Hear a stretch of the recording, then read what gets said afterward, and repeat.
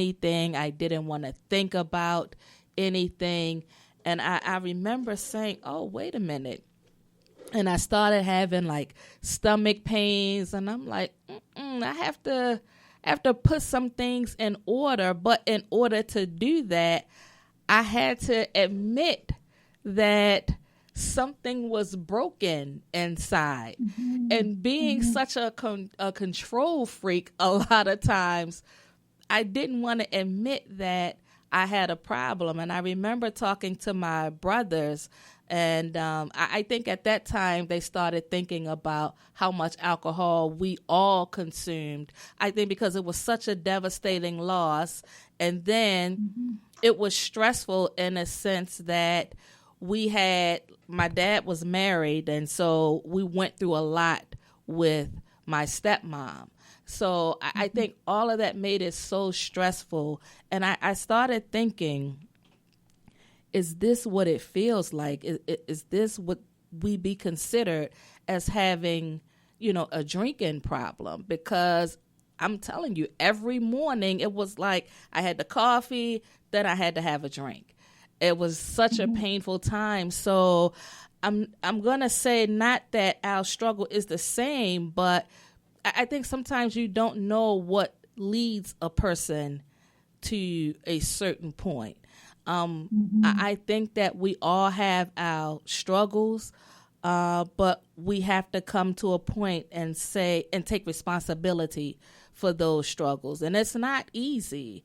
So you helping others to walk down that path has to be rewarding, especially knowing where you started and where you are now. Yeah, absolutely. Yeah. It's incredibly rewarding. I mean, as a coach, and maybe you can relate to this in the work that you do with your clients, but it is incredibly rewarding to watch your clients' lives transform in front of your eyes. Right. And to walk beside them in that journey and, to support them with tools and guidance and love and accountability and all of the things, and to see them make choices that support where they want to go. It's the best thing on the planet. It really is, because you're making a difference in other people's lives. And while you're inspiring them, you're becoming more inspired. So you begin to feed off of their energy. It's like nursing a project and watching it from beginning to the middle to the end, and you watch it blossom, and you know that you had a hand in that. The two of you connected on a level to where, because it comes down to trust. So when people trust you with their story, that's an amazing power and an amazing gift to be able to, that's nice, to be able to give back because somebody gave it back to you. Yeah. Absolutely. It's definitely, it's a cyclical relationship, and trust is essential. And I view it in the exact same way. Anytime I work with somebody new, I always thank them for trusting me, because it's a big deal. It's a big deal. It's a big deal to get very vulnerable with someone, and to maybe share parts of yourself that you're not the most proud of. Right. And to show up candidly and honestly. And that's, essential, especially in the type of work that I do. It's hard to do it without trust, and it's hard to do it without honesty. Absolutely. So, do you find when you're working with people, because I know oftentimes in the beginning it's kind of awkward in a sense, because I think that a lot of times people have a hard time opening up. So for me, I usually put myself out there first, because I want people to understand I'm not just talking from out the side of my neck. I've been through some things. I can help you change your thought process, but understand that we're all flawed. I think that's the thing right there. People think that because they've done some things that maybe other people will look at it as if they're a bad person, or but it doesn't come down to that. I think it comes down to owning your shit. Mm-hmm.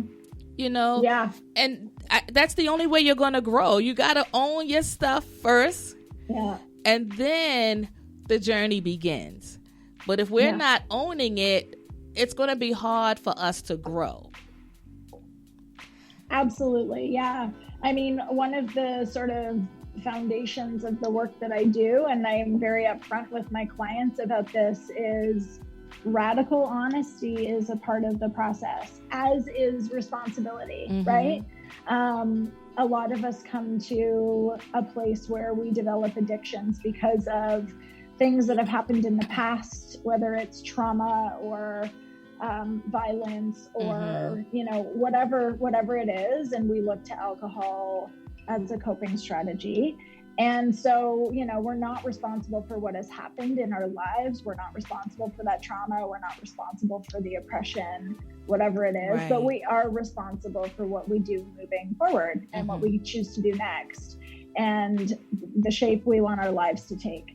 And so I couldn't agree with you more. Definitely honesty and definitely responsibility are really essential pieces when working with a coach and when you're really trying to create change in your life. Right. What was the beginning of your journey with alcohol? How old were you when you started?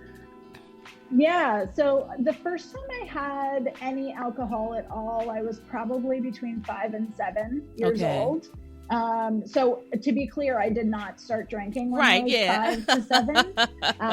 I think my dad, in fairness to him, he was a beer drinker and he gave me a sip of his beer, which I think he did to turn me off of it, which he did. To this day, beer is gross to me.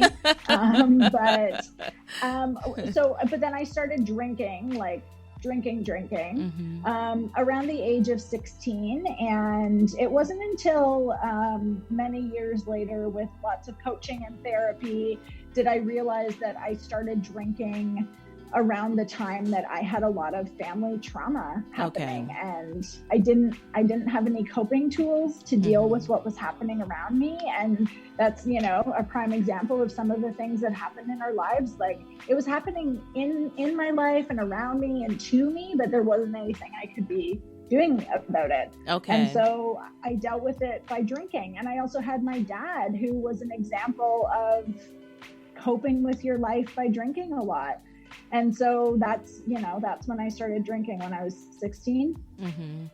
Wow. Yeah. I remember as a teenager, my mom, you know, when we started talking about social drinking, my mom always tried to discourage us against drinking because a lot of her siblings were alcoholics. Now, she didn't drink. My dad didn't drink, but the immediate family outside of that were heavy drinkers. So I remember when I told her I had my first drink, and now I love beer. And so my first beer was Colt 45. And I remember telling her, and I think the look on her face was like, oh my God. I think she thought from one beer that I was going to be an alcoholic, you know, like her siblings was. It didn't actually turn out like that. For me, I would drink ever so often. And even now, when I think back to like where I am now, if I go out, I'll have a cocktail or two. And if I buy something for home, like a lot of times it's in my refrigerator for about a month or so because I don't think about it anymore. And so I think my question is, when you're out and you're socially drinking and then you leave that spot, and then some people continue to go home and have drinks. I think, not saying that everybody that goes out and drink are alcoholics, but I think a lot of times people struggle with knowing that they are alcoholics. Do you find that to be the case when you're talking to different people? They don't know how to differentiate between socially drinking and being an alcoholic. Yeah, so I think a lot of people, struggle to identify if they have a drinking problem or if they're just socially drinking for a lot of reasons.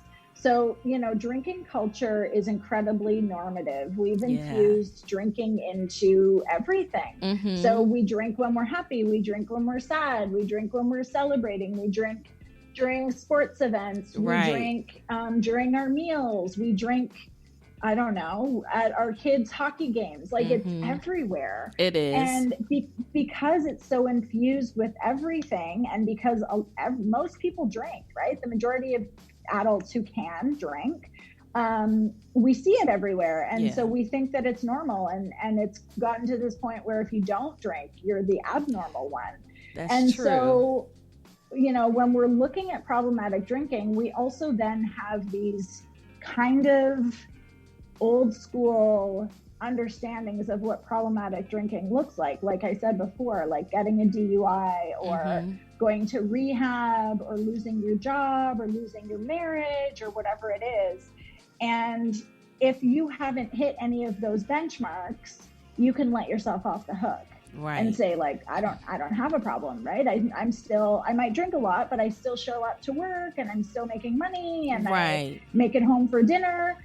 And so I think, and this is like a huge part of the work that I'm doing, is to really, one, challenge normative drinking culture and really disrupt it for being problematic. And then two, change the way we think and talk about drinking. I think, asking ourselves different questions like, how does this make me feel? Why am I looking to drink in the first place?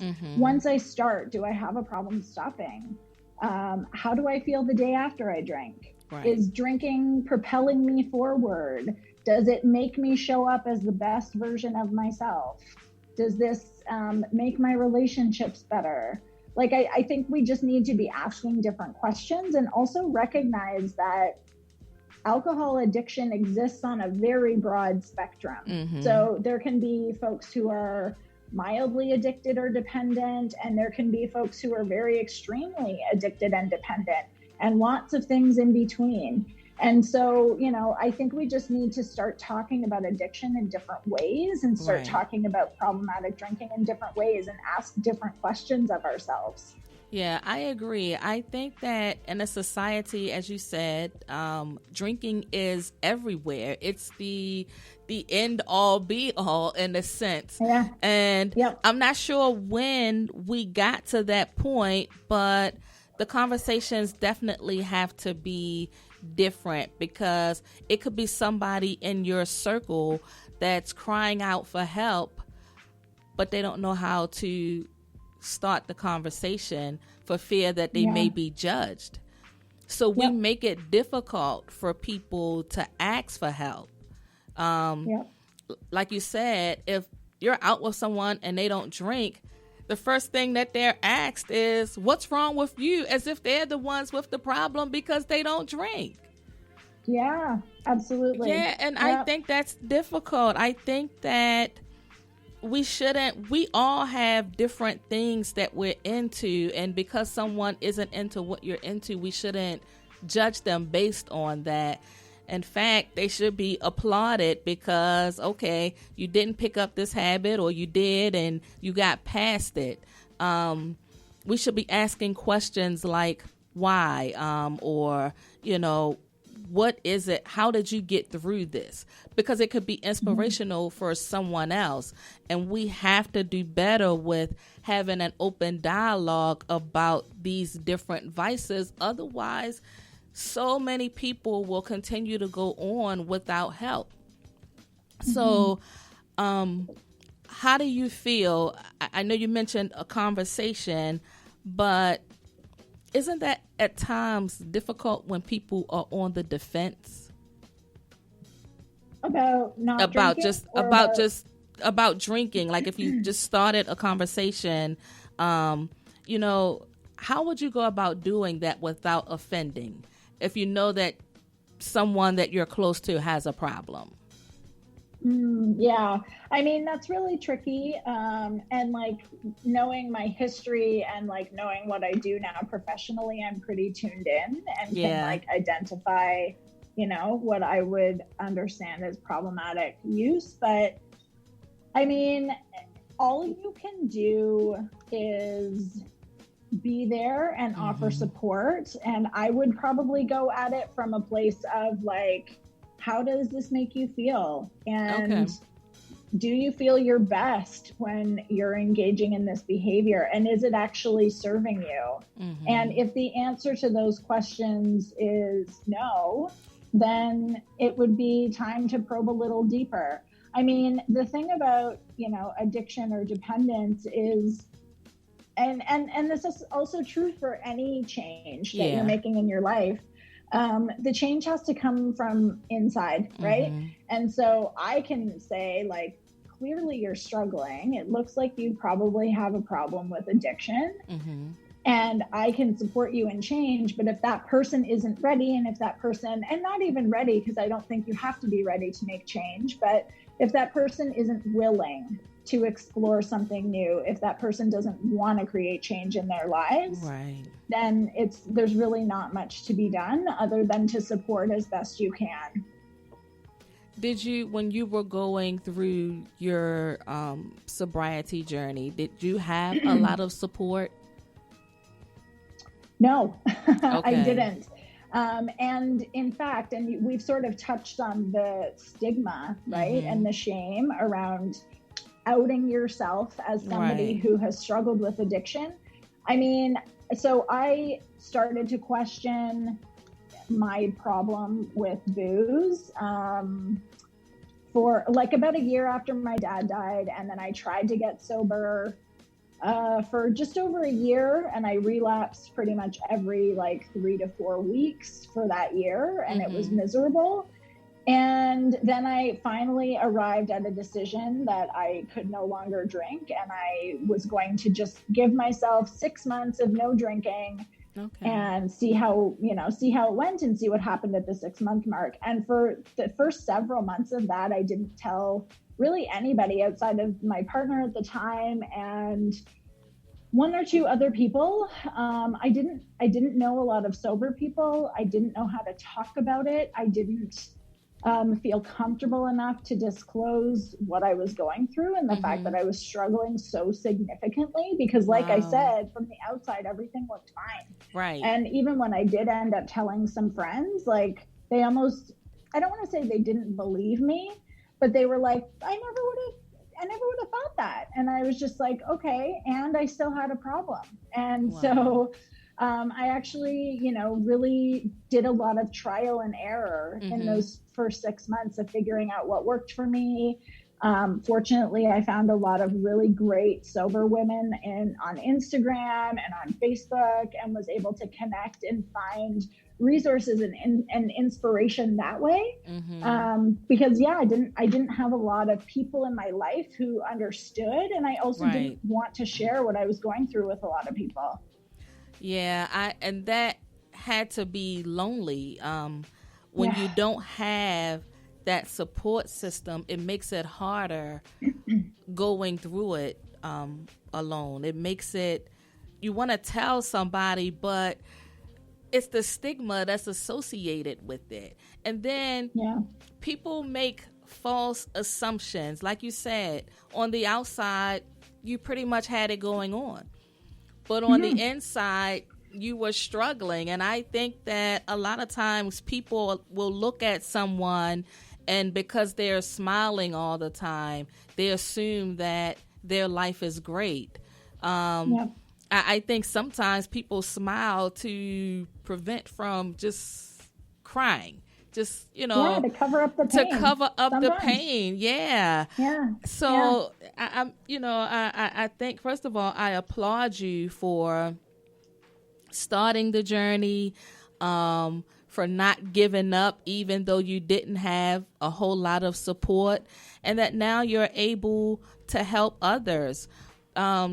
just a little background. Amy and I were a part of an influencer group on Facebook. So it was Amy and a few other ladies that even once we left the group, we continued to keep in touch with one another. The thing that I always admire, I'm telling you, Amy, I read your stuff. I might not comment on it all the time, but I read it because I connect with most of what you post. And you are definitely radical. You're so honest. Yeah. And I love that, especially in a society where everybody's trying to be something they're not. I feel like that's so refreshing. And when I asked you about coming on the show, it has been like a long time in coming. I just kept saying, I think probably with the pandemic and being able to host via Zoom, I feel like the possibilities are endless. I can have so many people on now with the technology of Zoom. But I thought that your story was so important to share. I felt like this is something that the listeners would definitely benefit from, because we all have our struggles, but to see somebody that's been through it and helping others, I think that's amazing, especially looking at where you started and where you are now. So what programs have you created, any programs in terms of being able to help people on their journey? Like, tell me about your approach to assisting clients. And also, one thing I haven't mentioned yet, and it's an important part of this journey, I've been sober for almost 4 years. That's awesome. Just wanted to mention that because I just need to be super clear for folks that I am sober now. So okay. It's been almost 4 years. That's awesome. I created a one-on-one coaching program called Lose the Booze, 90 Days to an Alcohol-Free Life. Okay. And within that program, we really focus on habit change. We focus on mindset transformation. And what I mean by that is largely really examining beliefs around self, beliefs around alcohol, and really letting go of, or at least challenging some of those beliefs that keep us stuck in certain habits when it comes to drinking, right? So for example, a lot of people hold the belief that drinking makes things more fun. So when you go out and socialize, drinking amps that party up, or makes it better, or drinking makes us better able to connect with people, or it makes us more fun or funnier. And so if you're holding on to that belief and then you're thinking about quitting drinking, you're probably going to feel like you're at odds with yourself, because you're trying to do something that's in opposition to a strongly held long-time belief of yours.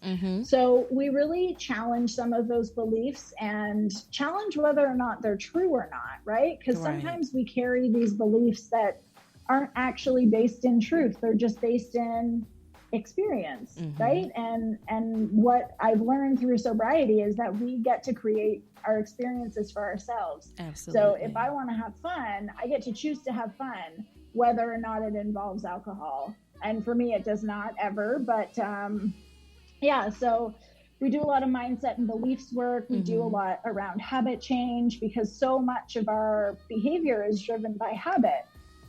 So at least 40% of our daily behaviors are driven by habit. So if we are looking to create long-term change in someone's life, looking at the habits and the things that they do day in and day out is an important part of that.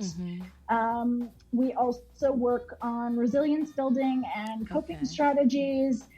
And then on top of being a dual certified coach, I'm also a certified meditation teacher, and I'm also a certified EFT practitioner, which stands for Emotional Freedom Technique. Okay. So I bring those modalities into my coaching as well.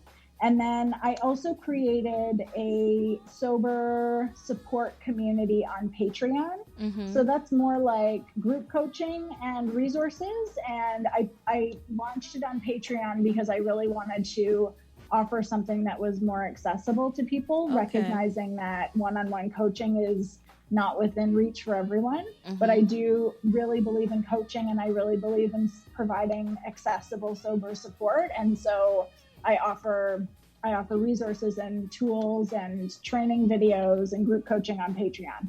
Okay, I think that's awesome. You offer a wide range of services to help with the support of that mindset shift. One of the things I think sometimes I think it's hard to break away from traditions or things that, shaped you. Like if your parents teach you one way, that belief may have worked for them, but it's your life. So you have the option to create your own traditions. And I think that we don't do that enough. But if you're constantly struggling with something because of what you were taught, you have the right to create your own traditions. I think that's where a lot of people get stuck because they don't want to break tradition. Yeah. But if tradition isn't moving you forward, I guess that goes back into the mindset shift because you have to change your habits. You are responsible for you. And I think it comes down to, what do you want for yourself? And are you willing to work at obtaining it? That means you have to change some habits.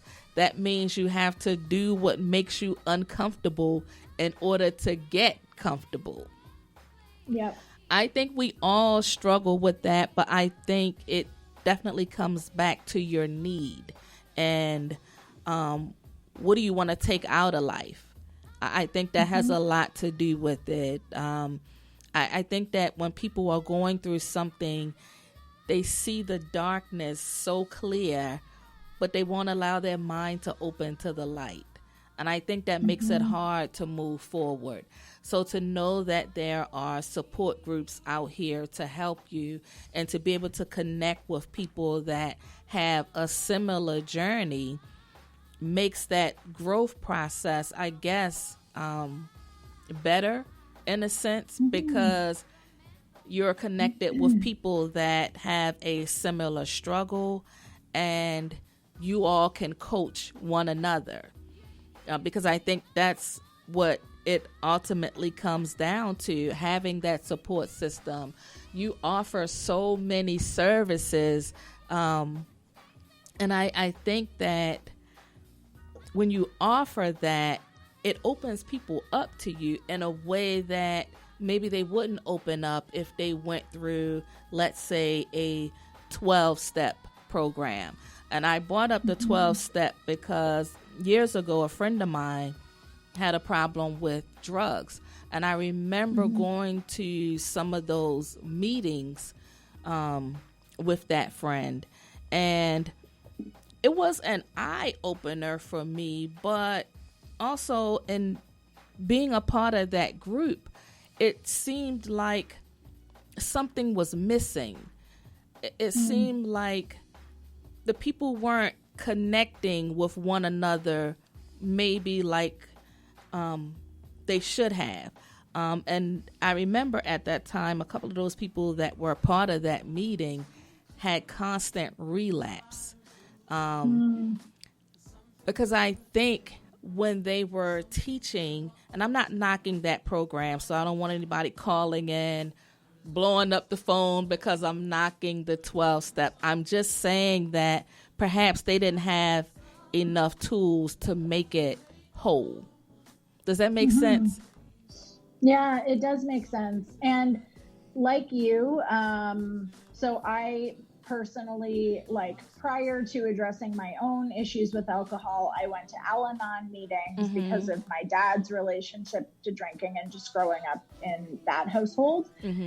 And then when I got sober myself, I went to some AA meetings, and I can say that I am so grateful and appreciative that that model exists. It's a peer-based model. It's accessible. Right. And it works for a lot of people. And so many different 12-step programs have been based off of it. Right. And it didn't work for me at all. Yeah. And so it's not really about whether or not AA is great. It's, I think, about options. Right. And, Absolutely. And finding different things that work for different people. Like recovery is not a one size fits all, just like addiction is not a one size fits all. We all, yes, have similar struggles, but we all have our own unique experiences in those struggles. And so I think our recovery needs to match that initial experience. And you know, what I really wanted to do was just create another option for people, because I know there are other women out there who also don't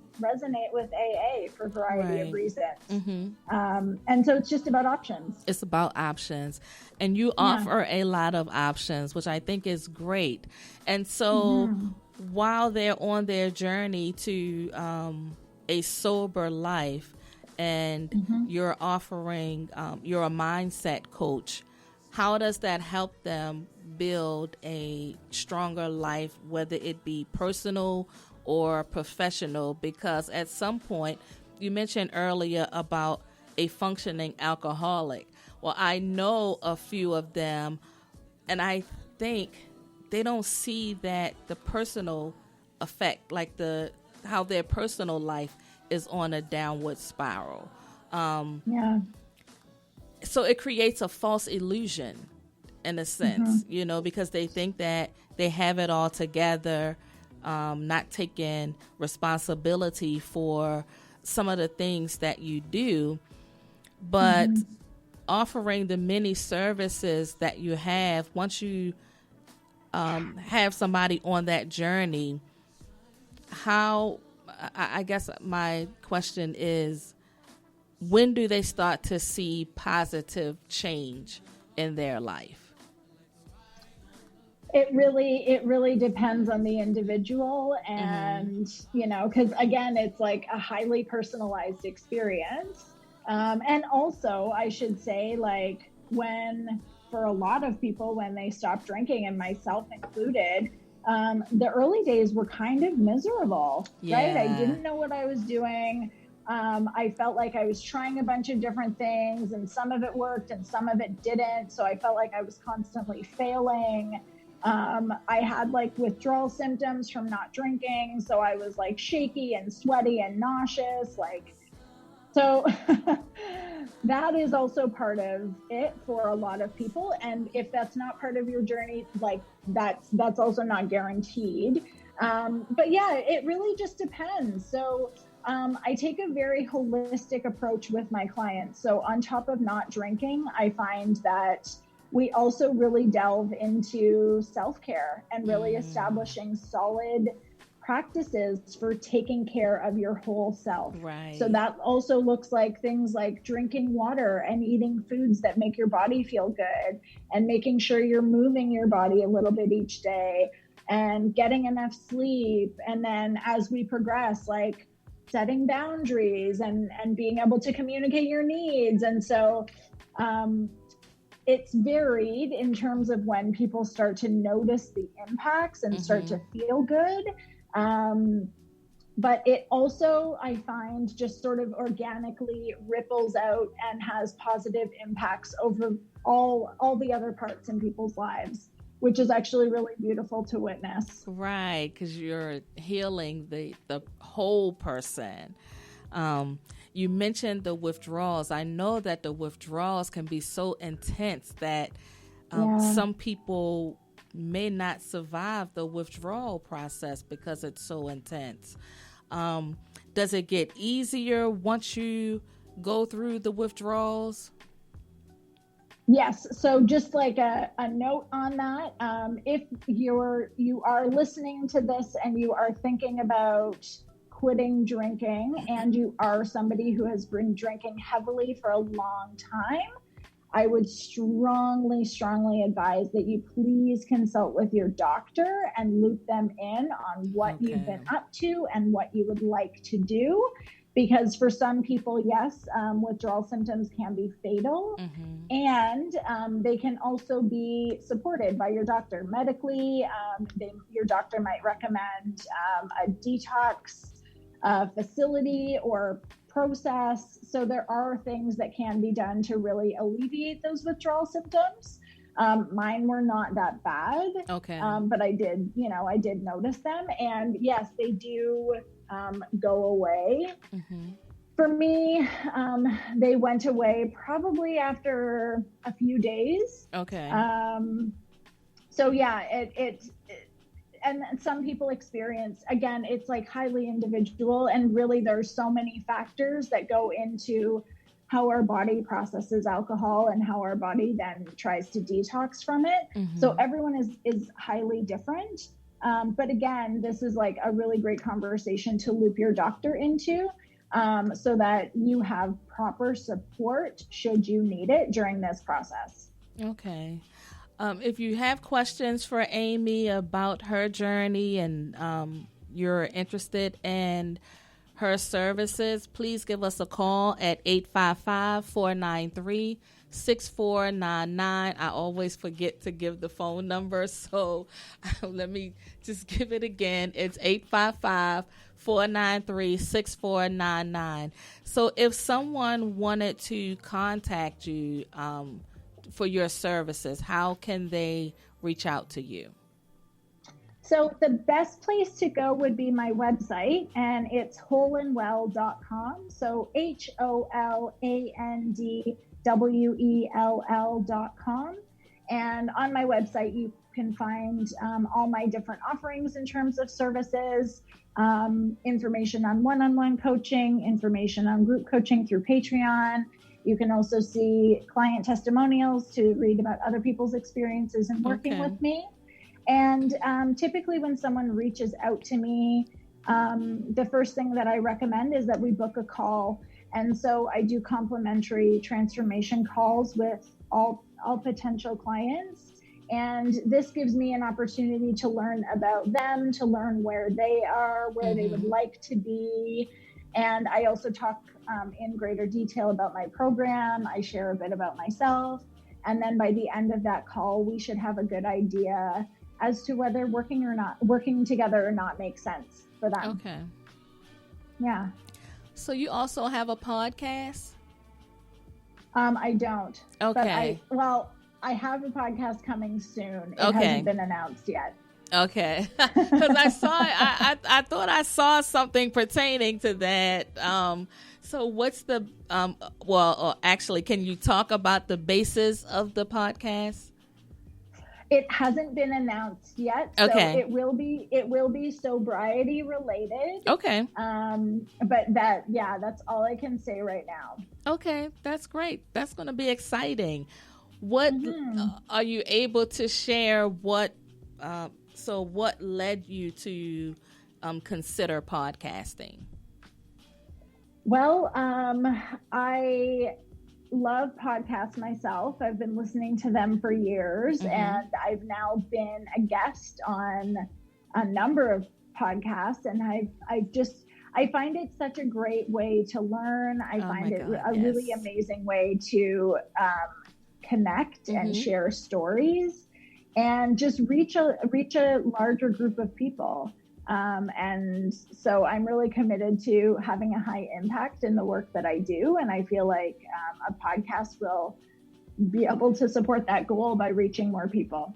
Yeah, you have a lot to offer. And I think whatever you decide to do, it's going to be great. And I look forward to hearing more about that.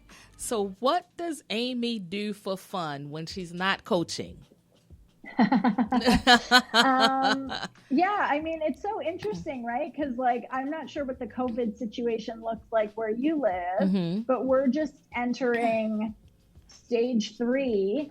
So restaurants just now opened. I'm going to the gym tomorrow for the first time since March. Oh, wow. So Yeah, so it's like, what do I do for fun during COVID? Right.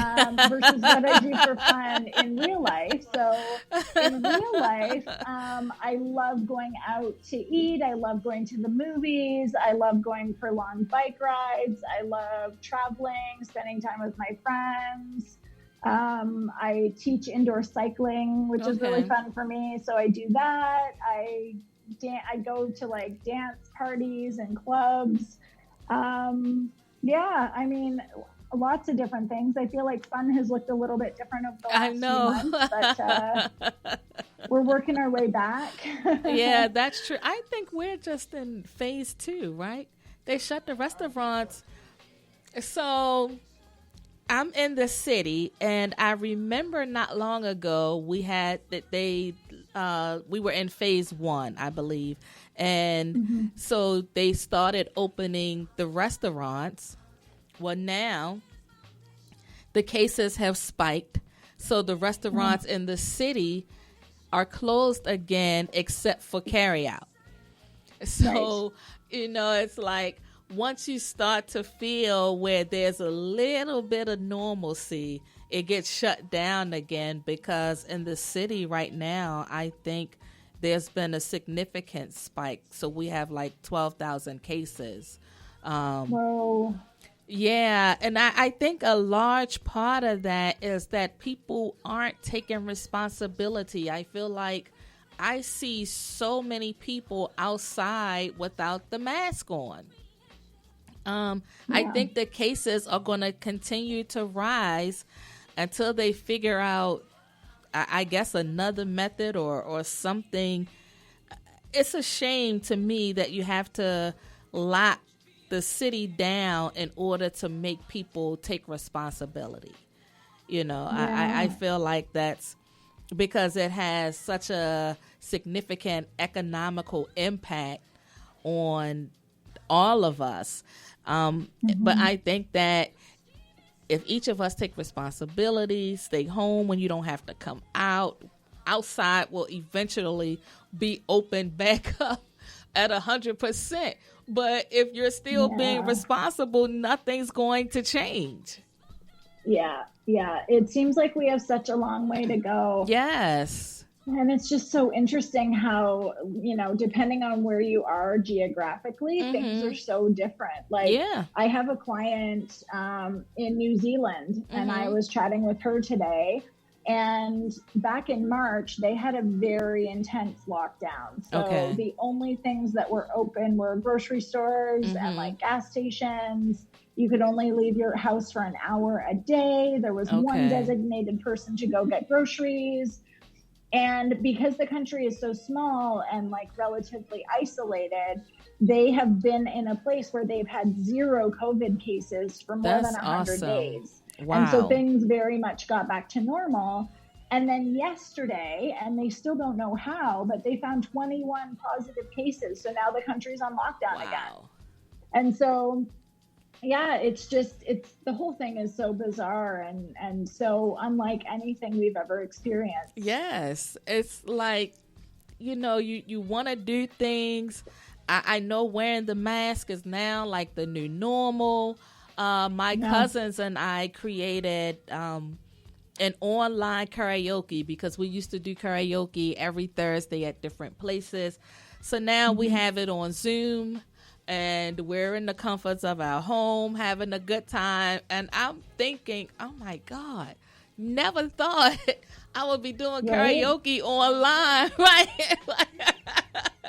I done ordered me a microphone, and I mean, because, we're serious with it, but that is the new normal, unfortunately. I mean, like when I want to reach out to family members, there's an app, I think, called House Party. So, we get together on that, just kind of like trying to keep as safe as possible, but also not giving up on having a good time.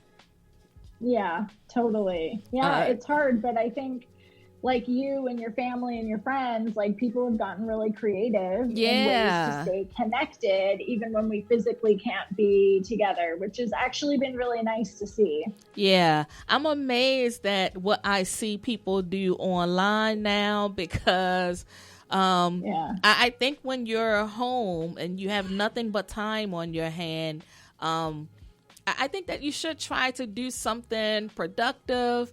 I know a lot of people lost their jobs, but I feel like this is an opportunity to reinvent yourself. Yeah, exactly. I agree. Yeah. Yeah. You can, feel sorry for yourself, or you can try to do something to improve your situation. I know that's easier said than done for some, but I think that working from home is going to also be the new normal. I remember years ago I told people, because at that time I was working from home, that this is going to be the wave of the future. I think a lot of people thought I was crazy, and yet here we are, where more companies are starting to realize, hey, I'm saving money by having my employees work from home. We're going to explore this long term because it decreases their bottom line.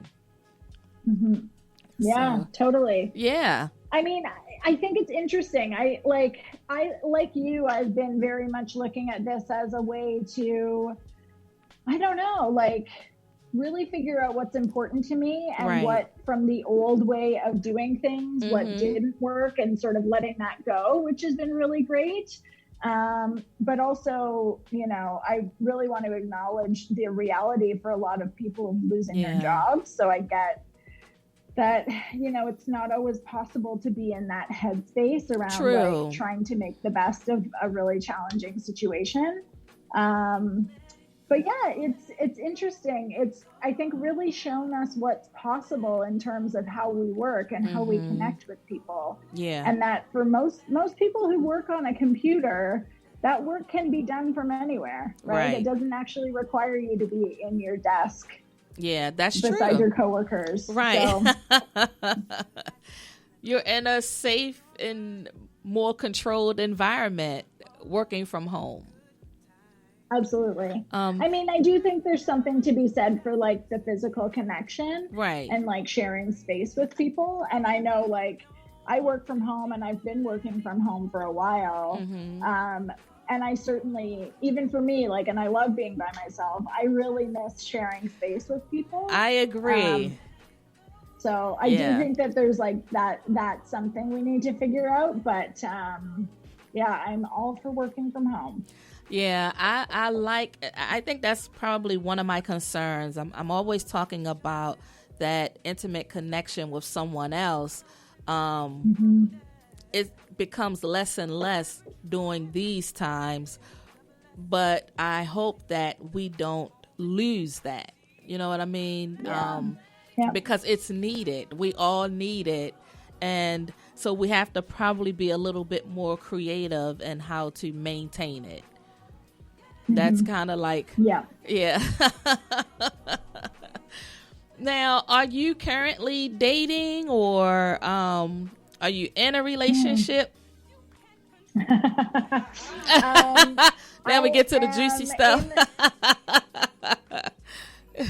I am in a very committed relationship to myself. And I'm also, I mean, my business is just over a year old. And right now I am a solopreneur. And so everything is on my plate, and I am loving what I'm doing so much. And I'm so excited. I'm in like a pretty big growth phase right now. And I can't imagine like squeezing someone else into that equation between like my friends and my family and all my clients. I don't know what it would look like to add dating in, and also like figuring out what dating looks like during COVID. Is also such a weird thing. So it almost feels like a moot question right now for me. Right. though I'm like I'm open to it. Mm-hmm. But yeah, just right now, it's just, I wouldn't even know where to put a date into my schedule. Yeah, it's funny that you say that, because I always wonder, because I know it's difficult now to actually date. Yeah. And like it would be so different now. And I think that when you're focused on accomplishing goals and helping other people, dating does get put on the back burner, especially now during COVID, because you don't want to take any chances. And not just that, but you're focused on your goals. So it's like, nah, I think I'll wait a little while longer, Yeah. And I mean, like, I love my work, and also, working with my clients as deeply as we work together, and like the topic and all of that, it takes a lot out of me, if I'm being totally honest. So like on days where I have back-to-back coaching calls, or, I work with multiple clients, it's a lot of energy output for me. So oftentimes after that period, I will just like not talk to anybody for several hours, so yeah, I can relate. Yeah. It's so hard. I'm just mindful to manage that as well. Yeah, I think people don't understand that side of it. Like, once you're done working with people, a lot of times your head space is just like, it's so full, like, oh, I need time to decompress, because it's a lot to process. And I think what people don't understand is there's a certain energy that you put into that. So now you got to go back and try to get to your comfort space. And it requires a lot, It does. It's not as easy as people think that it is. It requires a lot of energy. When I worked in a salon as a masseuse, they never understood why I only allowed myself 3 full body massages a day. I get that. Yeah, because, oh my God, I just felt like I didn't have anything left to give. And when you're doing that, you're taking on people's energy. So I needed something outside of that to just kind of like throw it away, in a sense. It's like, oh my God, you felt like you were carrying the weight of the world on your shoulders. So I learned to meditate at that time. That was a great way for me to release that energy and come back to my space, So I definitely understand that. What do you have coming up next? Well, I have the podcast, which I inadvertently announced today. Sorry. No, that's totally fine. I'm like really excited about it. And it's something that I'm working on with my best friend, who's also a sober person. So I'm really excited about that project. Okay. In Toronto, where I live, I'm starting to do a little bit more work around working with organizations to support them in critically and mindfully engaging in alcohol culture. Okay. Whether it's in training materials or marketing materials or whatever it is. I recently partnered with an international organization who does a lot of work to challenge big alcohol, and they look at alcohol as an impediment to development in developing countries. And so I've partnered with them because I have a background in global health and international development. So I'm going to start working with them as well. Okay. And I'm doing a lot of podcast interviews and a lot of writing projects. So it's a full schedule. It sounds like it. So are you working on a book? I do have plans to write a book. It's not in the works right now. Okay. I feel quite like it's the time, but I imagine that will be coming to fruition probably within the next 2 to 3 years. Mm-hmm. Yeah, that's good. It's like percolating. It's not quite there yet. It's not there. It's brewing right now. Yeah. So have you lived in Canada your entire life? So most of my life, yes. I did live in New York City for a little bit. Okay. I was actually working at the United Nations headquarters there. And then I also lived in Southern Africa in the country of Namibia briefly as well. Mm-hmm. So, and then I've traveled a bunch for extended periods. Okay. And so how was that experience living in South Africa? It was mind-blowing and eye-opening and life-changing. It was the first time I had really left North America. Okay. And I went directly to Namibia and stayed there for several months. So, I totally got a taste of what a very different from the culture that I knew, like very different culture was like in terms of languages and food and cultural practices and art and music. And yeah, it was an incredible experience. It totally changed my life. Okay. Would you say that experience has made you probably more open-minded to, I guess, a lot of different things in terms of culture? Yes, definitely. Definitely. And I just, I got to witness a lot of things that were brand new to me, and just seeing completely different lifestyles in terms of how people lived and even how people connected to each other and what family structures looked like. And it definitely created a new sense of openness within me, for sure. And it just made me realize how similar in a lot of ways we are on a human level, and also how diverse the world is and how beautiful that is.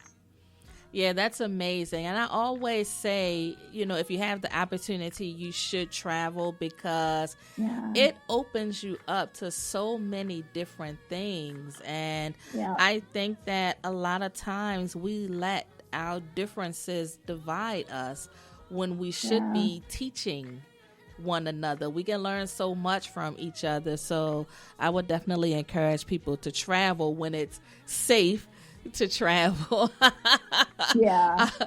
don't know when that will be, but it's an amazing experience to be able to go to other places and learn from those people and then share your traditions. Do you love to cook, Amy?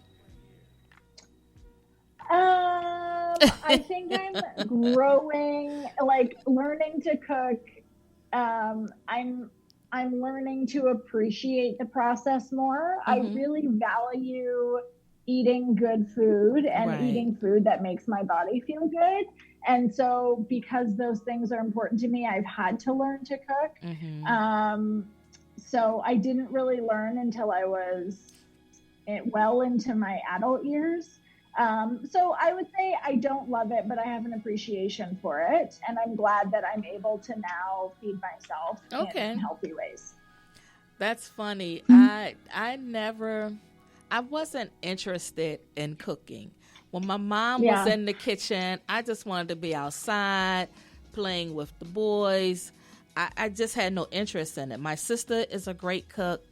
I didn't learn to cook until probably 20 years ago. Now I love it. I'm so passionate about it.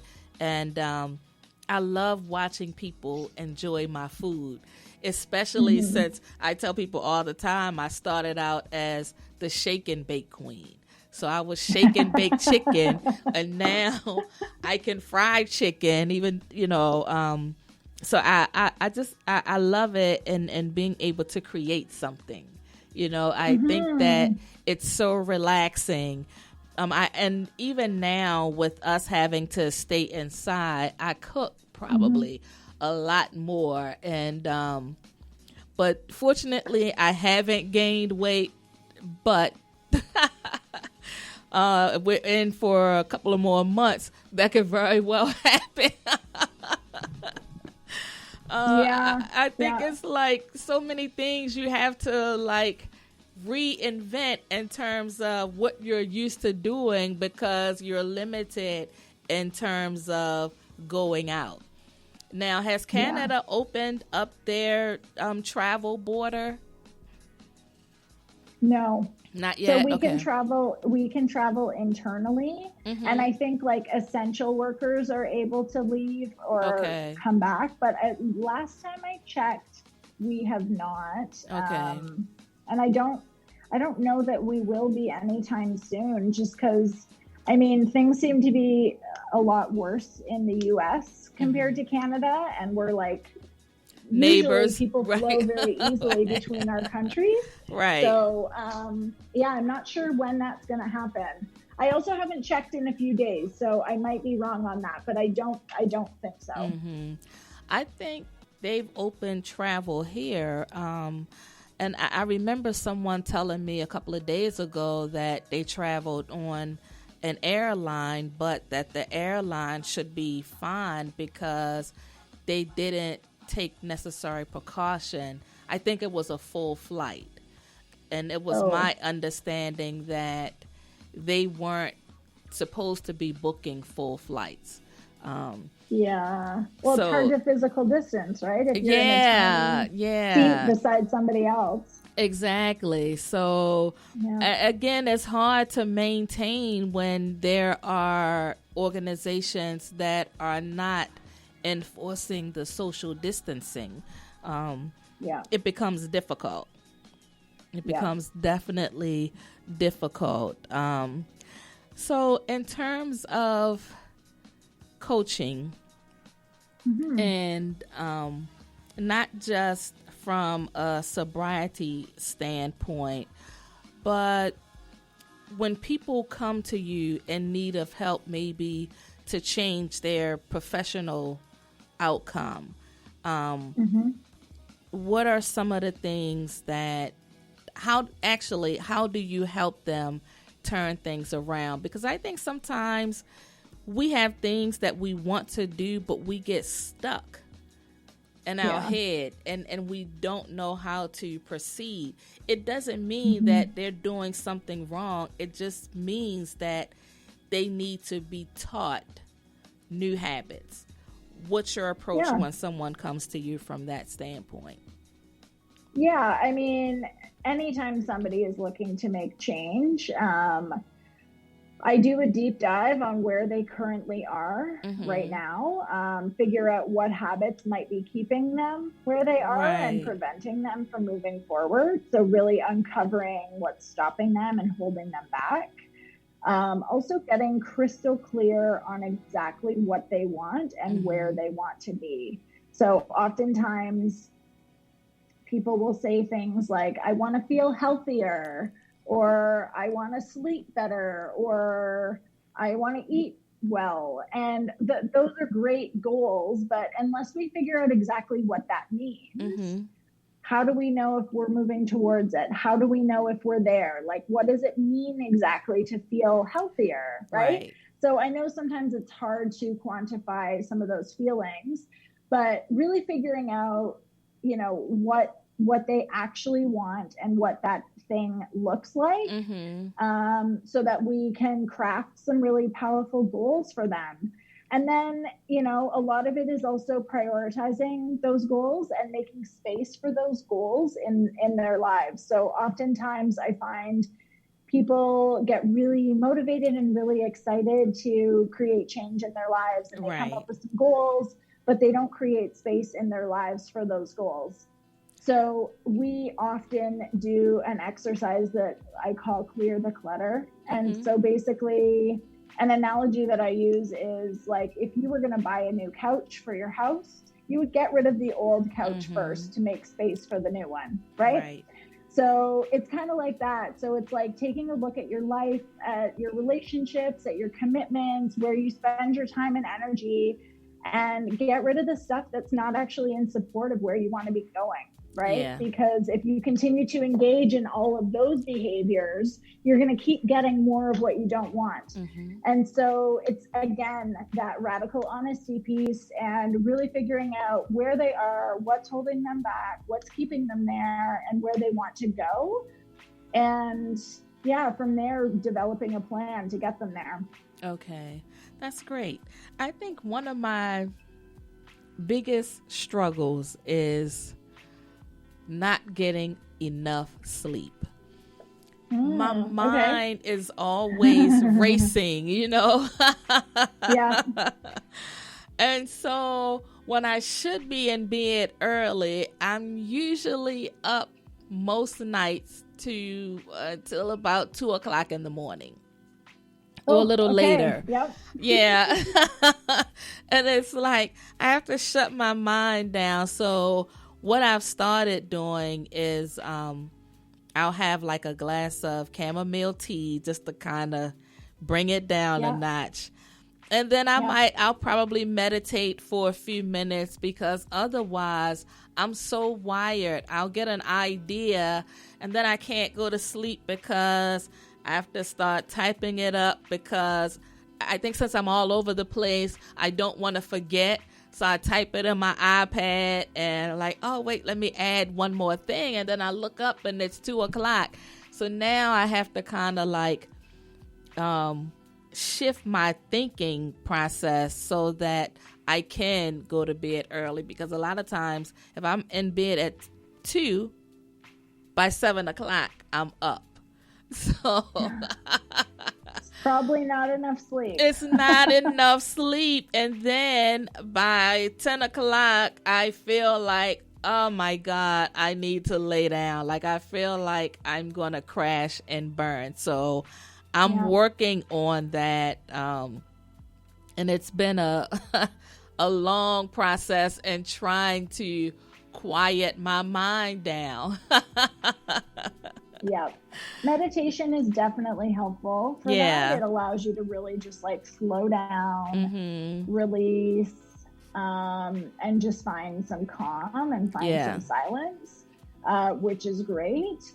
And I mean, having a solid bedtime routine can be really helpful. The body really craves routine. And so when we can get into the habit of doing, and it doesn't have to be, complex or extensive, but when we can get into the habit of doing a few routine things before we go to bed, then we start to teach our brain and our body that we're going to sleep soon, right? So whether it's the meditation or the chamomile tea, or maybe it's like reading a book in bed or something, a hot bath, something like that, we're teaching our bodies that sleep is coming soon. And so it's a really great way to prepare yourself to have a really restful sleep. I'm working on that part. I'm definitely working on it. Like, oh my God, how do I shut my mind down?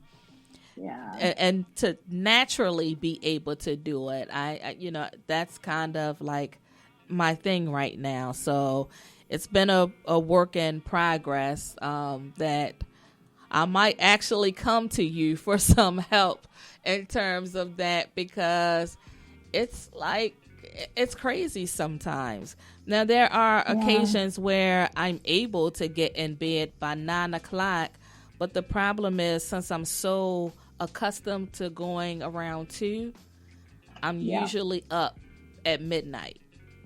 So yeah. I mean, you definitely, do you have a sense of how much sleep you need? My body really needs a great 7 hours of sleep for me to be at full capacity. Okay. And then what time do you have to get up in the morning? So I'm up at 7, sometimes 8:00, but mainly by 7. Okay.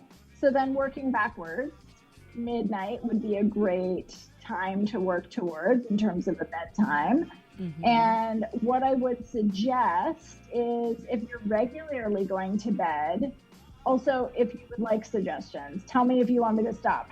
Oh, no. I'm open to suggestion. Okay. So, yeah, if you're regularly going to bed at 2, I would just gradually start to bring your bedtime closer to midnight. So if you went to bed the last few nights at 2, try to go to bed tonight at 1:45. Okay. And do that for a few nights. And just start to move it closer to midnight. Because like you say, if you all of a sudden like go to bed a lot earlier, mm-hmm. that's not going to work for your body. Right. And so, just bring it back gradually and naturally, so mm-hmm. it won't be as much of a stark difference. Right. And you'll probably find that you'll ease into sleeping a little bit easier, because it'll be closer to what you're used to, right. even though you're moving it earlier in time. Mm-hmm. Yeah, because I can tell the difference. Like if I get 7 hours of sleep, I'm so energetic. I feel like I can conquer the world. If I get less than that, a lot of times, I know I'm not at my best. My mind isn't functioning as well as it should be. And I feel sluggish, sometimes like I'm about to crash and burn. So I'm definitely working on that, because in order to be the best version, my physical body has to be right. It has to be, mm-hmm. I have to have that connection to be able to give my best. Otherwise, I'm not able to give my best if I'm not at my best. Yes, totally. Yeah. And like, you're a busy person. And so you definitely need to give your body and your brain the opportunity to just like relax. And not do, and just really restore, it makes a huge difference. It definitely makes a huge difference. My son always says, "Ma, sit down sometimes." And I'm always saying, but I don't know how. Mm-hmm. Mm-hmm. Yeah. And a lot of that is just habit. It's habit. Right? Yeah, like absolutely. Doing it for such a long time. Mm-hmm. And so it becomes a habit we need to break. That's true. Yeah, absolutely. So my last question for the night, because we're at the end of the show, and I want to know if you thought about what you would like for your legacy to be. Well, I think I'm actually living my legacy right now. Okay. And as opposed to, waiting until after I die for mm-hmm. my legacy to be recognized. I think that through my work, I am changing the way that we think and talk about addiction mm-hmm. and the way we think and talk about alcohol culture.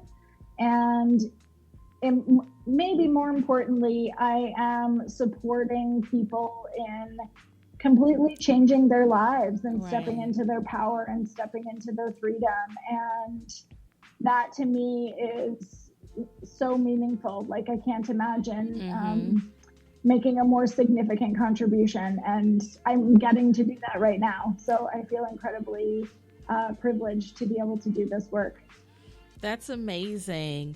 And give your contact information again, please.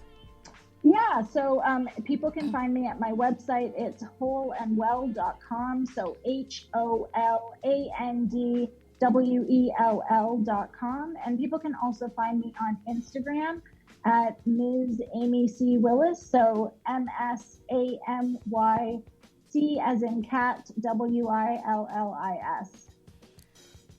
Thank you so much, Amy. It's been a pleasure, and I can't wait to see your next chapter. And I just want to say that I appreciate you spending this hour and a half with us, and I learned so much from you, but then I always do. So thank you.